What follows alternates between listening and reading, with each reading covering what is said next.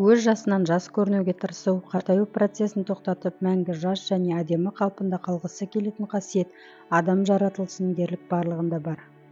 Жас қосылған сайын қартаю процесі де бірге келеді, оны ешқандай уақыт та, ешқандай әрекет те тоқтата алмайтыны сөзсіз.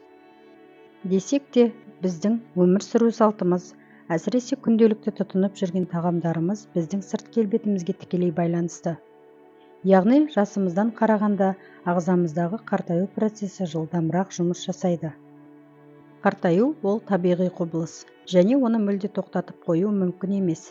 Бірақ адам ағзасының жұмыс жасауына кедергі келтіріп, ішкі құрылысымыздың жұмысын бәсеңдететін зиянды тағамдардан бас тартатын болсаңыз, яғни салауатты өмір салтын ұстанатын болсаңыз, дұрыс тамақтанатын болсаңыз, ерте қартаю процесінің алдын аласыз және әдемі, жасыңызға сай қартаюды қамтамасыз ете аласыз. Қазақ тіліндегі каналдың дамуына үлес қосып, лайк басып, видеоны ауырмасын деген жақындарыңызға жіберіп қойыңыз. Адам ағзасының ерте қартаюына алып келетін ең қауіпті тағамдардың тізімінде тазартылған қант бірінші орында.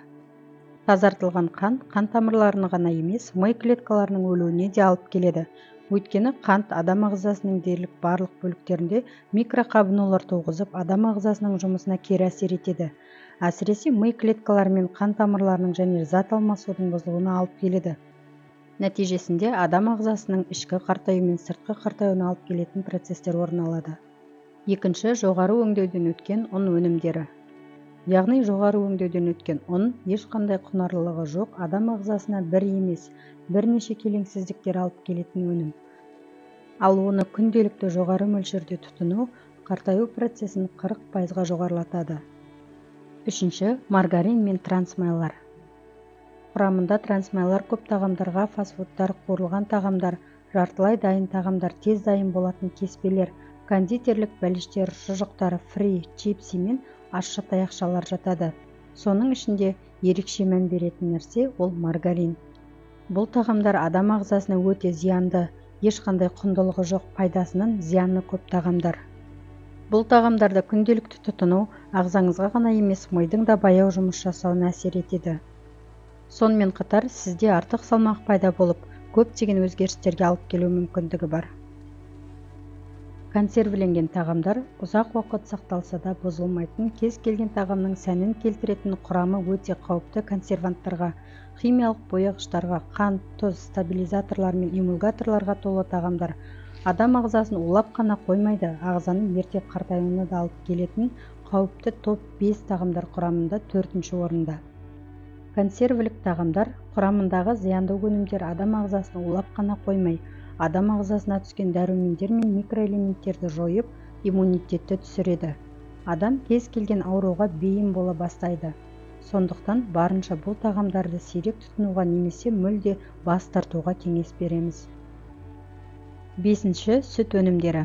Яғни өзіңіз сиырды сауып, сүт, айран, сүзбе, ірімшік жасап отырған сүт өнімдері жайлы емес, дүкен сөрелеріндегі сүтті өнімдер туралы айтамыз.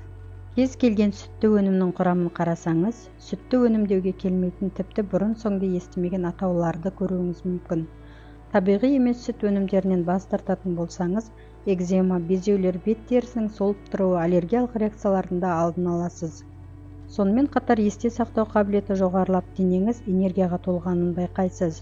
Саршағыштықтан, ұйқы бұзылуынан сақтанасыз. Қандағы қант мөлшері қалыпқа келеді. Іш құрылысының жұмысы мен зат алмасуы жақсарады. Ішкі құрылыс дұрыс жұмыс жасайтын болса, адамның ерте қартаюына алып келетін 70% аурулардың алдын аласыз. Тән мен жан сұлулығы үйлесім тауып, ерте қартаюдың алдын аласыз және жасыңызға сай әдемі қартаясыз. Адамның келбеті, оның қалай көрінуі генетикаға байланысты болса, бірақ басым көпшілігі біздің өмір сүру салтымызға байланысты. Бізге берген денсаулық пен тән күтімін жасау әрбір адамзаттың парызы. Каналымызға жаңадан шыққан видеоларды жіберіп алмау үшін каналға тіркеліп қойыңыз. Ауырып ем іздегенше ауырмайтын жол іздейік.